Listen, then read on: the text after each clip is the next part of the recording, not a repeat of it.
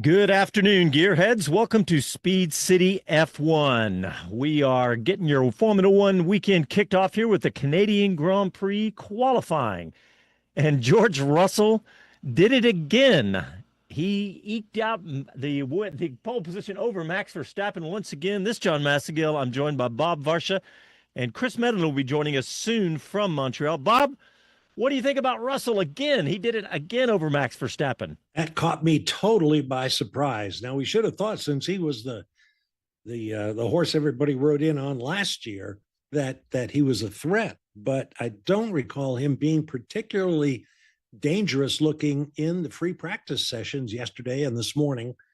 But I call him the stealth Brit, and that's why, because he doesn't call attention to himself, and then an arrow right in the heart with that lap, because I thought Max had done it. Before that, I thought Piastri had done it.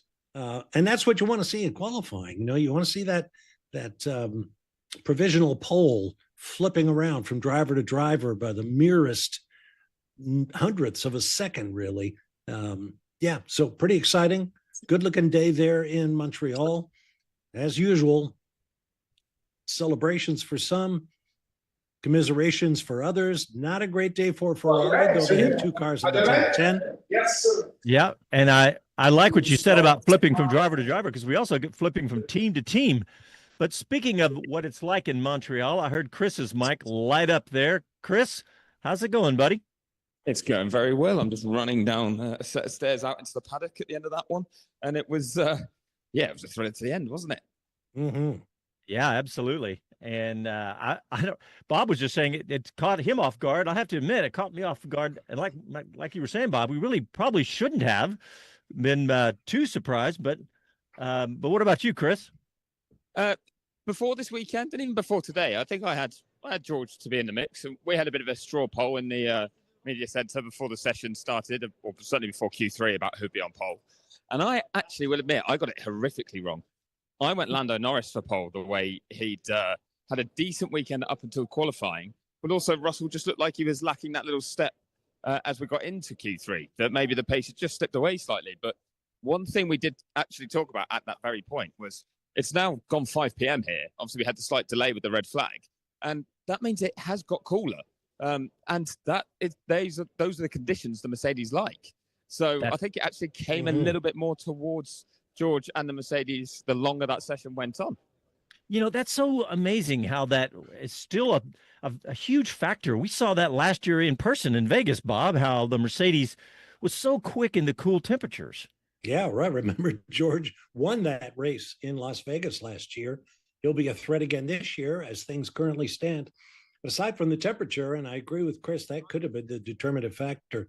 Looking at the tires everybody was on, it became clear really from Friday that the Pirelli mediums and softs were a bit of a toss-up in terms of longevity versus grip. They are equally quick, it appears. Russell and Verstappen across the front row on the mediums, then Piastri on the softs, Antonelli on the mediums, Hamilton on the softs, Alonso on the mediums, and then Norris, Leclerc, and Hadjar all on the softs. So, whatever you got, boys, empty the bucket in terms of tires, because the soft and the medium give you really an equal shot.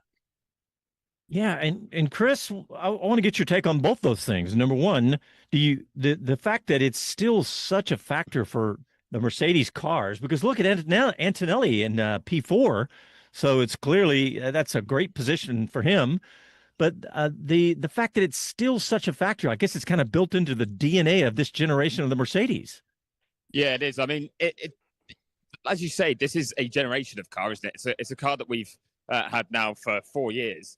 And maybe it wasn't actually that much of a strength for Mercedes in 22, but from 23 onwards, it has been. And the team was looking to iron out the weakness in higher temperatures. I think they've improved that. I do think that the troubles in higher temperatures are lessened, if not completely removed. But yeah, you just still see that there's a strength when it's cooler. And I think it is also the experience they now have over the last few years of how to get the car into the right window in these temperatures. You don't lose that. If you have that experience, then you kind of can tap into it, even if you've been trying to iron out the weakness, which can also, in a way, lessen the strength as well. So I think they just knew how to get the most out of the car in that sense. I'm just having a look around now and see if I can find Toto Wolff actually to have a word with him, but no sign of him down at the Mercedes end of the paddock. When it comes to tyres, though, it was looking like a toss-up for a while. I think one of the interesting things, these are the softest compounds available this weekend from the Pirelli range, which we've seen previously as well be a bit tricky at other venues, and a bit of a mix of tyre usage previously in the triple header that we just had. But I actually thought here it might have become a bit more clear-cut, and it was only into Friday's running that then we saw, no, it has some uncertainty about which tyre is the one to be on. The thing with the C6 that I've kind of picked up from drivers is that it's unpredictable. They're never certain what they're going to get from it. They're never certain if it's the right tyre in terms of, can we get it in the window? Like, if you can, great. It is quicker over one lap if you're getting the most out of it, but it's not like they know exactly how to prepare that tyre to get the most out of it. So I think those that went on the medium did it because they felt it was the safer bet. They were guaranteed a certain lap time from the medium.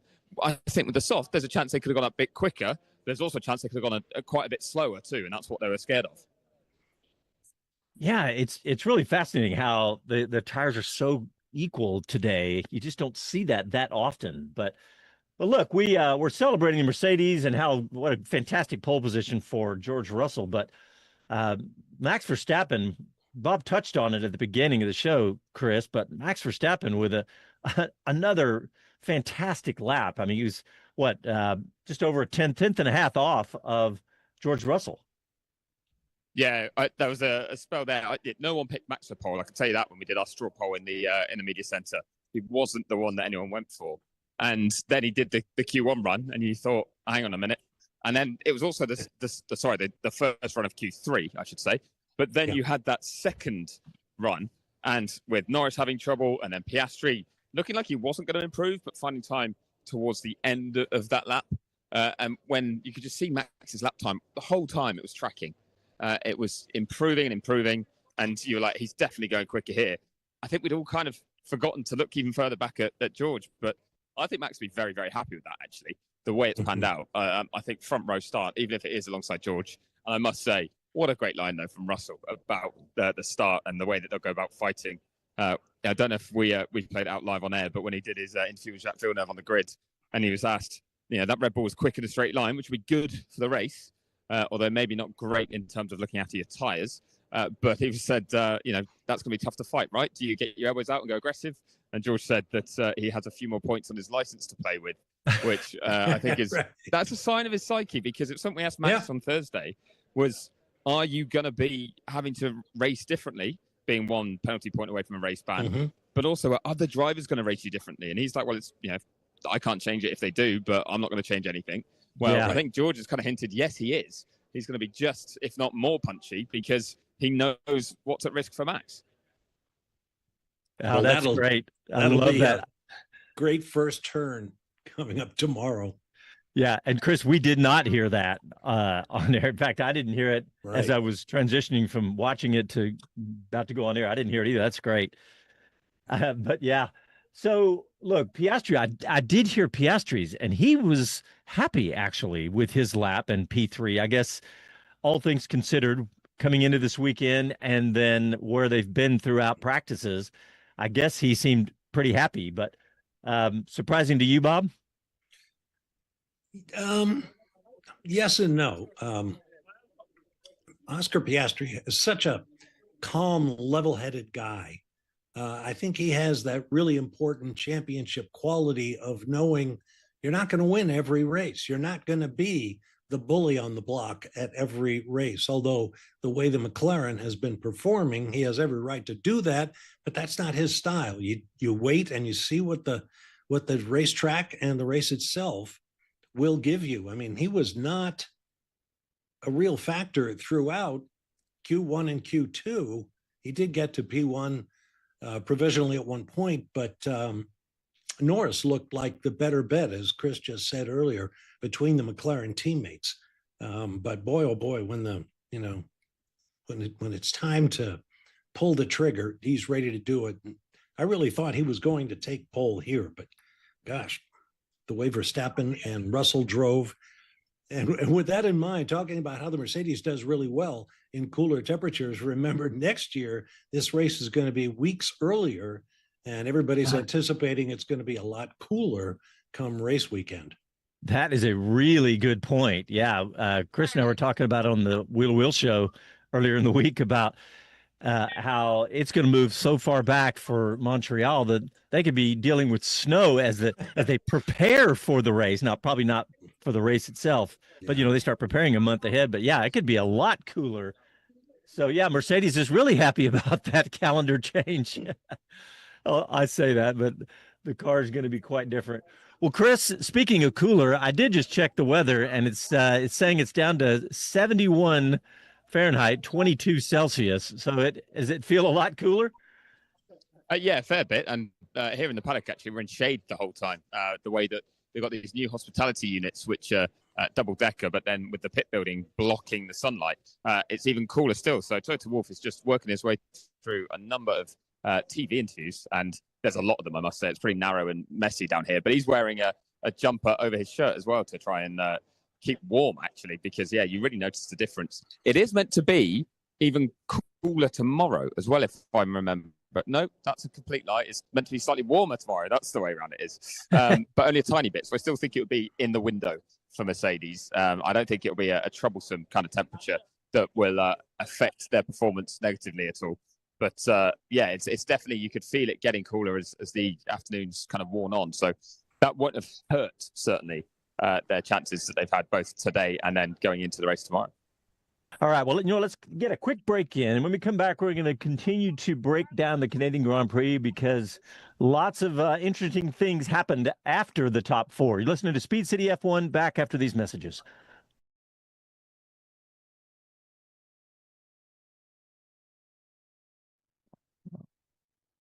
All right, live on YouTube. Let's see what's going on out there. TW's here. He says it's 4 a.m. in Thailand.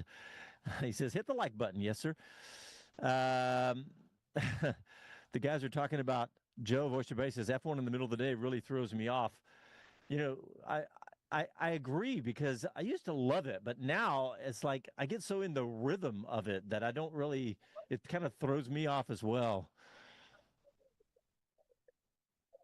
Kevin Kelly says, best comment of the day, George saying he has more points to play with. Yeah. And he means it. Yeah. Oh, those guys, yeah, they're not on each other's Christmas card lists. So, hey, Chris, are you stalking anybody?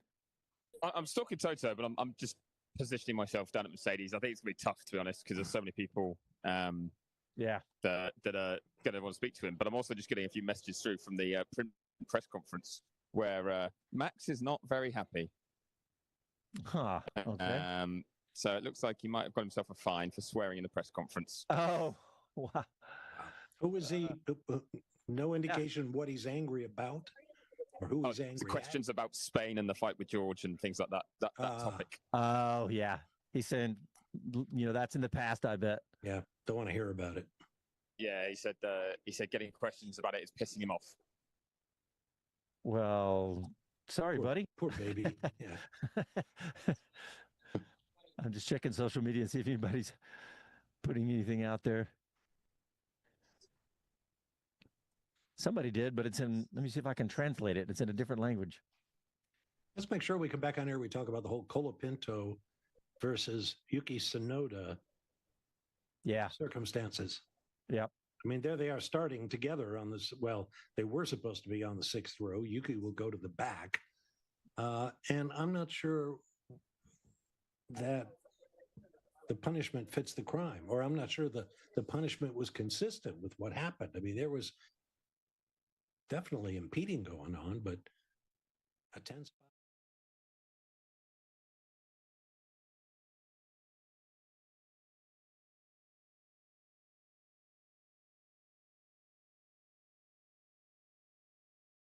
I'm George Russell, and you're listening to Speed City. Welcome back to the fastest hour in radio, Speed City. All right, welcome back. We are breaking down the Canadian Grand Prix qualifying with George Russell on the pole. But in fact, let me run down the entire order, and then we're going to get into it a little bit. George Russell on pole, followed by Max Verstappen, then Oscar Piastri, Kimi Antonelli, Lewis Hamilton, Fernando Alonso, Lando Norris, Charles Leclerc, Isaac Hadjar, Albon, and the top 10 wraps up the top 10, and then followed by Yuki Tsunoda, Franco Colapinto, Nico Hulkenberg, Oliver Behrman, Esteban Ocon, Borman, Sainz, Stroll, Lawson, and Gasly finishing it out. But I said we'd talk about something besides the top 4 because it was exciting. But Lewis Hamilton, he's got to be pretty happy with a top 5 and out-qualifying his teammate. But it wasn't that simple, was it, Bob? There was a little complication. Charles Leclerc actually had a pretty miserable qualifying and not of his own volition. Well, he's had a pretty miserable weekend, actually, with that heavy crash on Friday morning that basically took him out of all of the running. But, yeah, it's been up and down, and that Ferrari tried every which way to get out from under him during his push laps in Q3. I'm sure Ferrari's glad to have both cars in the top 10, but, you know, with the weekend they've had and all Bob, this... you're going to hate me. I'm going to cut you off again. I was trying to let you finish, but I have to interrupt you, don't I, all the time. I've got Christian Horner here with me. Bob Varsha back in the studio. I cut him off on his grid walk every time, Christian. So it's a tradition that I'm interrupting on the radio. P2. What grid is he walking? He's not walking the grid right now. It's just the fact he was making a point. I was trying not to interrupt him. He wishes it were. But speaking of the grid, Max P2 on that grid. Yeah. Are you pleased with that outcome, getting ahead of the McLarens today and only George ahead of you? Yeah, look, I mean, front row here, our 200th front row as a team. So yeah, look, I mean, I think if we thought going to the qualify, if we could be in the top 3, still then with a shout tomorrow. So well done to George and Mercedes. It was a good lap at the end there. But no, I thought Max drove very, very well. I think we got the tire call right as well. So should make an exciting race. It should indeed, because George has already made the point about Max and his penalty point situation. Max has already said in the print press conference that he's already tired and annoyed of all the questions about it. Do we think we're going to get a feisty one between the two of them? Max said he won't change the way he's going to go racing this weekend. I don't think he will. And so, there'll always be some mind games, but it goes, that's like water off a duck's back with Max. So I look, yeah, you've got to get a good start, get your head down and have a good race. Does it feel like you've got a car that can win this race? Because you look good on top speed, but is that an aggressive strategy to try and get track position? I think it's going to be more about that front left tire and the tire graining. What we saw yesterday was that the tires were graining pretty heavily. So not on just on our car, but on all the cars. So I think whoever does the best job of tire management is probably going to come out on top. I've got 2 questions about your management of your drivers here. One being Max. Do you talk to him and say anything to him about the way he goes about this? Because surely you don't want to lose him for a race, or are you just confident that you can trust him? You know, we've obviously discussed it. I think the problem is that you can overthink these things. And, look, 99% of the races he doesn't get a penalty. So just, as he says, stick to normal. Don't get drawn into anything, because I'm sure there'll be potential baiting by others. And just get your head down. The best way to avoid a penalty is to be out the front. Well, the other car, though, should have been further up the grid until the grid penalty Yuki got. What did you make of that? 10 places for overtaking a car that was limping back to the pits with a puncture and a damaged suspension. Well, that's the thing. I mean, it felt very harsh. We're unsure, or Yuki was unsure whether Oscar was actually going to be pulling off the road into an escape road. You can see the wheel looked like it was, detached. It was a very peculiar angle. So, and they're down at 80s, somewhere between 65 and 80 kilometers an hour. So, it's very harsh, but it is what it is. We'll have to try and fight back from there, because I thought he'd actually did a pretty reasonable job in quality. Yeah, you are allowed to appeal those decisions, it says. Any thought of doing that, or do you kind of have to accept that one? I think we have to take it on the chin and do the best to come back tomorrow. Been tough for Yuki there recently, hasn't it? You want to see a fighting drive from him? Yeah, I mean, I think actually, since that big shunt he had in Imola, his confidence took a bit of a knock. I think, we're seeing, him getting back up to speed and to form, and just to miss out on Q3 by the narrowest of margins, and hopefully he can have a good race from there. Well, we're going to enjoy watching both your drivers, I think, tomorrow. So thanks very much, Christian. Ready. Back to the pit wall. Great job grabbing Christian Horner, Chris. Hey, Chris, he said something there that I want to ask you. He said it could be a race of tire management. Does that favor anyone, in your opinion? You'd say it favours McLaren based on what we've seen earlier this season, but I think with their starting positions, that's probably been slightly lessened, certainly for Lando Norris on his front. But I'm not too sure, because I think one of the problems he's just said there is to do with graining. It's to do with cooler temperatures leading to graining. And as I mentioned, I think it actually might be marginally warmer tomorrow, so that could actually help reduce the graining that you might get from some of the softer compound tyres. I think it's a bit more of an unknown, to be honest, at this stage. This is a track where it's important. You sometimes don't want to jump the gun. If you've got graining on your tyres, you can go through a graining phase and come out the other side of it and still be quick. And we saw in Imola, actually, a few drivers doing that, didn't we? Where there were some early pit stops, including for Oscar Piastri when he looked in a strong position. And if you stop too early, others stay out and pick up speed again, you're in trouble. You're out of position. So I reckon it's one where potentially it's all about actually how teams react and don't react too soon. So seeing tyre troubles might not be as serious as they appear first up. You might notice, by the way, that I'm waffling about tyres because I am stalking again, as we like to say, Toto Wolff, who I'm told I can grab a word with. I've had a nod, but I just don't know at which point. So I'm just well, feel free to interrupt me again. Some greenery. Actually, Bob, if you start talking, that means we're guaranteed to get it. Right. It's like washing your car when you want it to rain. With regard to the tires too, keep in mind that nobody else races on this track all year round. So there's a lot of grip. Bob, you've done it. I've got Toto now. You've done it. Yes, I knew it. Pole for you this weekend. You came here knowing you'd be strong, but how pleased are you to see the team execute that with George? Very pleased. I think especially we've also stayed warm. So, we are the experts when it's really fresh. But pole is a pole, and it's a good Saturday evening. Yeah, and Kimi in the top 4 as well. I mean, does that give you more opportunities to kind of be aggressive at the front of the field tomorrow? Yeah, definitely. But it's a different day tomorrow because when it's getting hot, and that's the forecast for tomorrow, our performances this year haven't been very strong or haven't been on the level of some of the other cars, and we should see what happens tomorrow. You got Max alongside you on the front row as well. Max is already saying that he's bored and annoyed of questions about George and Spain in the press conference just now. Do you think you can actually take advantage of the fact that he's just 1 penalty point from a race ban? No, I don't think that he's going to drive any different. At the end, it's your instinct as a racing driver. It's how you go about, and that makes it interesting for tomorrow's. You trust George, though, in those situations? Absolutely. I mean, they're racing. They know what they do, and if they want to be aggressive, they will be aggressive. And if not, then I'm sure it will be good racing. They'll be aggressive, won't they? They'll definitely be aggressive. We're looking forward to it. Bless you. I'll let you get inside. You sneezed away. Well done, Toto. Now, that's interesting, hearing Toto kind of letting Max off the hook a little bit on that. He's going to be himself. He's going to drive like the champion, yet blah, blah, blah. Keep in mind that Toto really wants to stay in the race, as it were, for Max Verstappen's services down the road. They had that patch earlier this year where it was all about Max eyeing Mercedes as a place to go.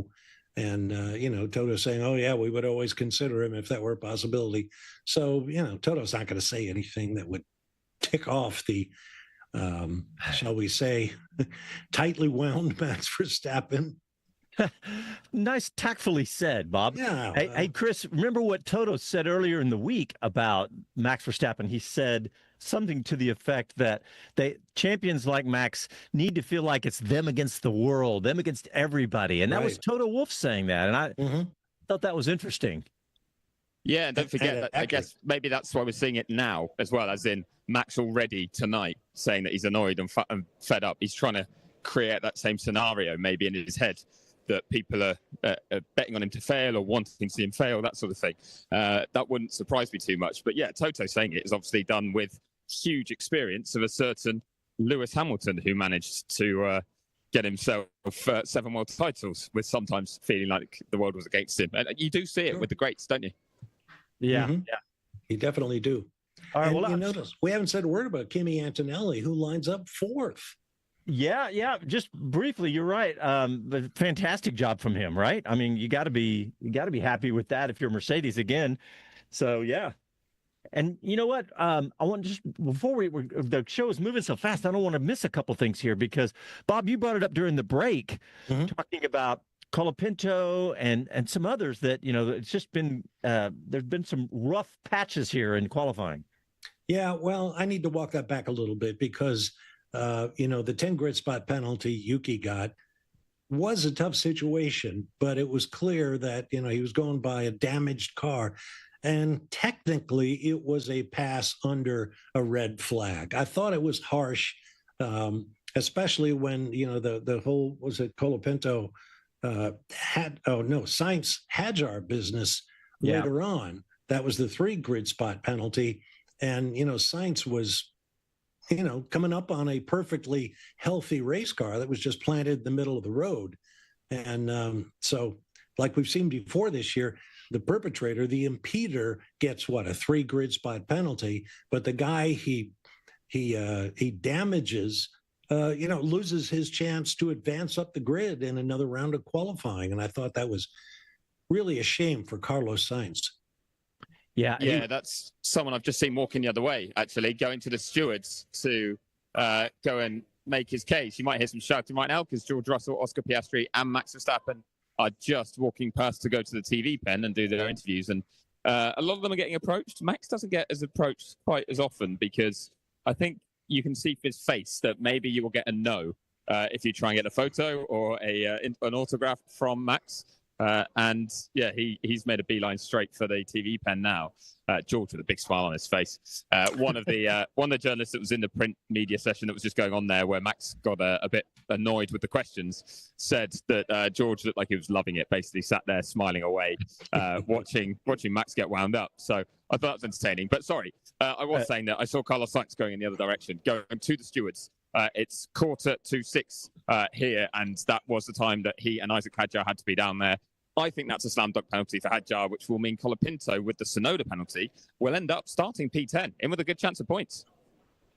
Awesome. I mean, for him, for sure. Hey, here's a quote, by the way, of what Max said in the post-quality presser, and this is Luke Smith on Twitter. He says, Max says, "I don't need to hear it again. It's really pissing me off. You're speaking about it on Thursday. It's such a waste of time. It's childish. It's really annoying."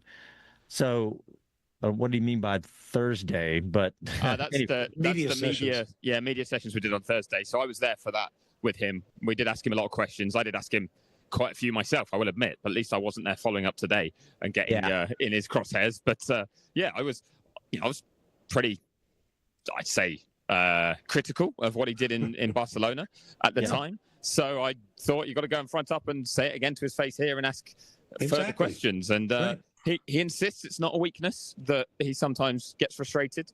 I did kind of say, is it sometimes a strength and sometimes a weakness? And he kind of said, usually it's not. So, but he did admit people make mistakes. And he seemed, he wouldn't explain us that he couldn't, I don't know if he could, but he wouldn't explain what he was trying to do, what the detail of what he was thinking and what his intention was with Russell. But he was a little bit more accepting of, I shouldn't have done what I did, or what happened shouldn't have happened. But then he still was largely dismissive of everything else, and even said, when he was asked, "You got to change your approach. You're on 11 points out of 12." He's like, "Why would I?" It's just like, "Oh, why should I?" kind of thing. So, and it's kind of short answers where he's not looking angry, but he just doesn't want to talk about it. At that point, it clearly wasn't winding him up too much, but he just didn't want to talk about it. Now, 2 days later, they're getting similar questions. Clearly, it is frustrating him, but if you don't want those questions, don't crash into somebody else in a manner that looks like it was intentional. Yeah, whether or not, because to me, it looked clearly intentional, but I have to give Max credit. If he was going to do it, he did it with pinpoint precision and didn't take himself or Russell out. But all right, guys, we got to get our last break in real quick. You're listening to Speed City F1, back after these messages.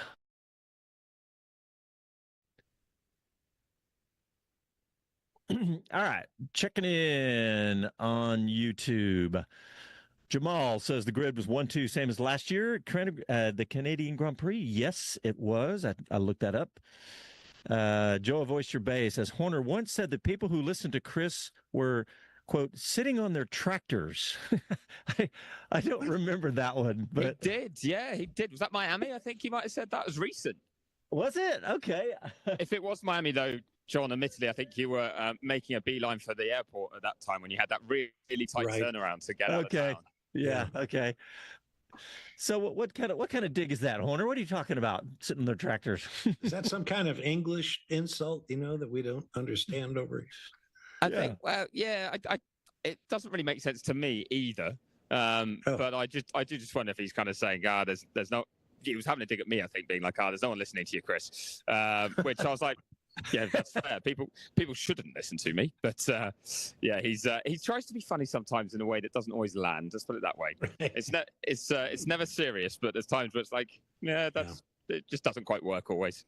Other times it does, because he asked. I don't know if it was clear on the mic, but when I said that I always interrupt your grid walk, he was like, "What grid is he walking through right now?" And it's like he's not doing it right now. That's great. Hey, Bob, Roger Holguin says, "Oh, how I love Bob, David, and Steve. Had me howling. They were the power trio of color commentating. Much love." Along those lines, if everybody's watching the feed, we know that television can superimpose signage on the track or the grass or whatever it is. During the race, I'm watching, and I just about spit out my coffee because coming down to the hairpin, turn 10, suddenly on the outside of the track was superimposed a bit of signage that had Mickey Mouse ears, a plus sign, and the F1 logo, and the date 2026. Is that a scoop? Is there something I haven't heard of? Is Disney lining up? They've already announced that. Yeah, it's a Disney and F1 partnership was announced a couple of weeks ago. I'll be damned.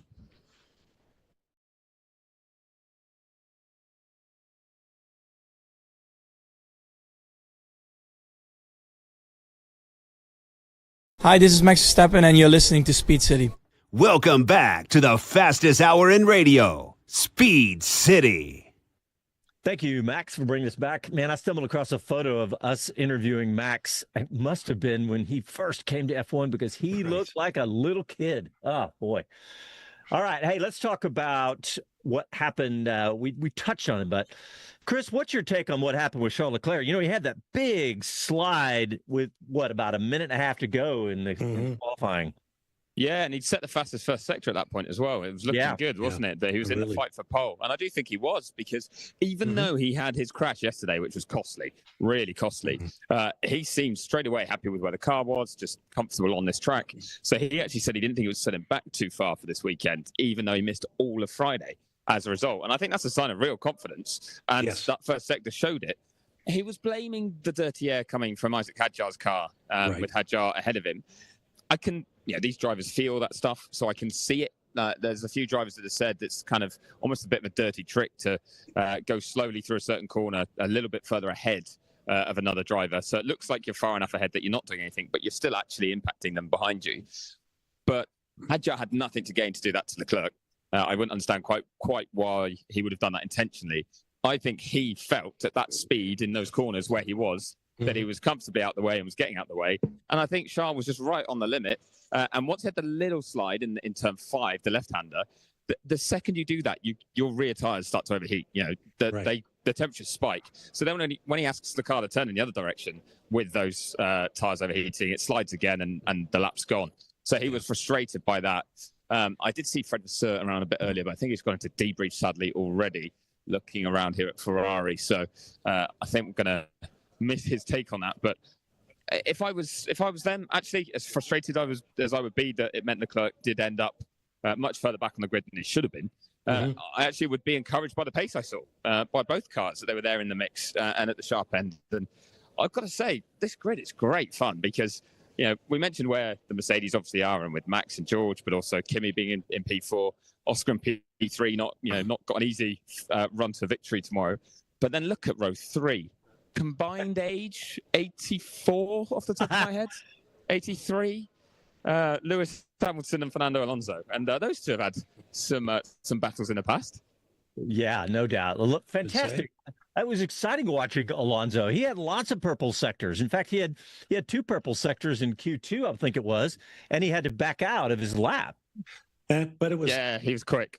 Earlier in, was it in Q2? He was coming into the pits and they displayed a radio message where he said, "It's impossible to drive," referring to his car, one assumes. So, then he comes out all drums and guns in Q3 and does another great job. Yeah, I actually was Top watching. 6. Yeah, Mhm. yeah. I was watching the Sky coverage this time. I was having some trouble with F1 TV, and I was listening to. I think Martin said, "Wow, the Aston Martins look really fast, and Stroll and Alonso basically identical lap times." And I was like, "Well, typically," he was, he was saying how well. I said, "Typically, Alonso's 3/10 are better," and sure enough, that's where he ended up because Stroll, with his surgery, I guess is what they're calling it. Mhm. Did they officially say surgery or did they procedure? What did they say about Lance Stroll? Yeah, they stuck with procedure. I think he was asked enough times, though, or the word surgery was said in front of him or to the team or in front of the team, that they could have said, no, that's incorrect. And they never have, but they haven't used that word directly themselves. I actually asked Lance about it a little bit on Thursday in the press conference, just about the fact that he'd kind of hidden it from the team, how bad it was. And he said, yeah, when you're an elite athlete, you just want to power through and try and do your job, basically. And you don't want to unnecessarily worry anyone, but also you don't want to give in to something like that. So he admitted that, yeah, the team probably didn't know quite how bad it was at that stage. He was, but then he also said, I don't want to talk about the details, what I've had to do, what's happened, or the procedure I've had done, because it's medical stuff that I like to keep private and confidential. So in some ways, it's tricky, isn't it? That this is a sport where we're running around trying to find out everything. But when it does come to something that's health related, even if it is, something on your wrist, you've got to respect it if someone says that they don't want to disclose health related info, even if it is something like that. Well, yeah, I certainly get that. I was on the scene during the Tim Richmond. You're not going to get a license to race NASCAR at the Daytona 500 unless you tell us all about what you've been treated for. That's such a mystery. Of course, it turned out to be HIV/AIDS, and it eventually killed one of the great drivers and personalities in NASCAR.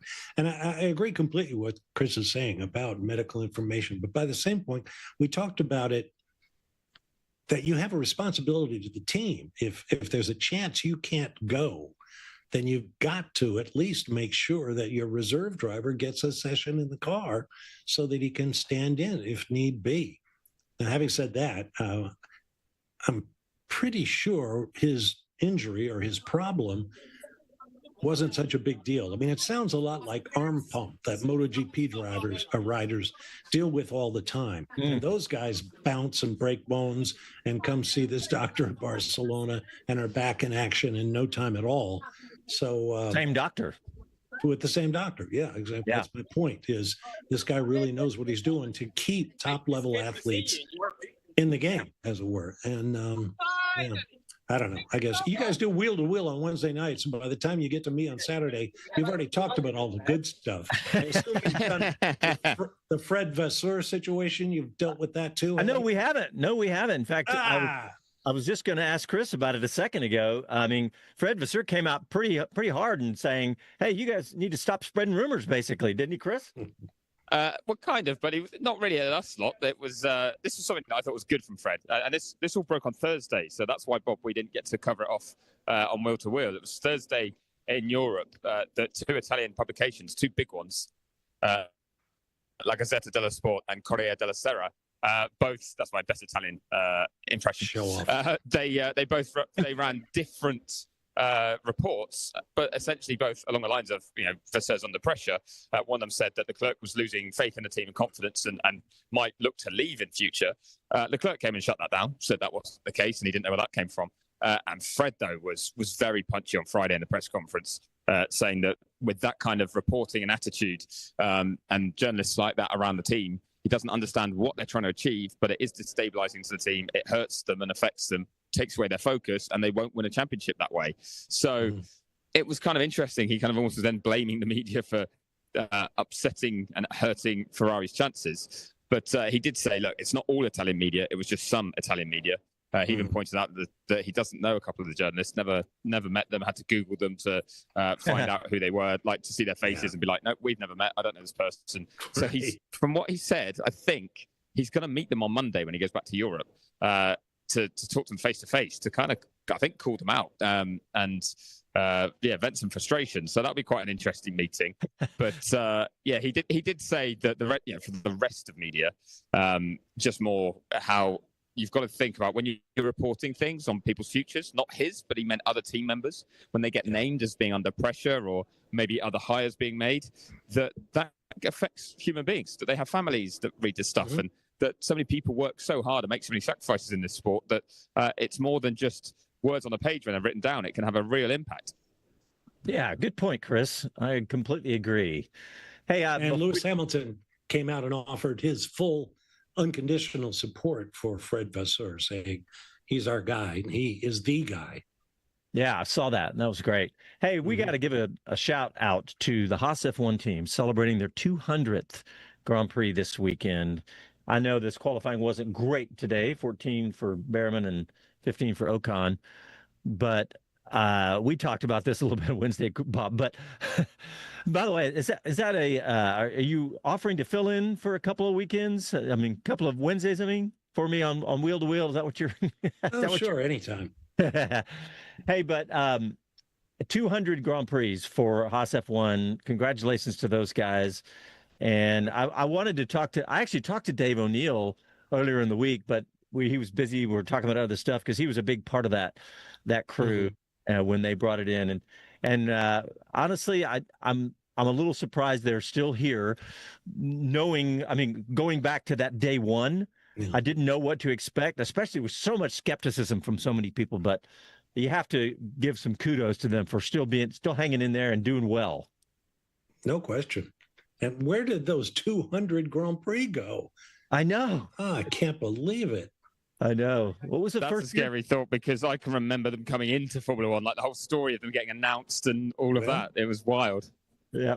All right, guys. Well, we are out of time, but don't forget, tomorrow we have a full lineup for you. Got a pre-race show starting at 1:00 Eastern, followed by the race, and then our post-race show immediately after that. And this has been Jon Massengale. We got Bob Varsha with us. Thank you, Bob, and thank you, Chris Medland, and we'll talk to everybody tomorrow.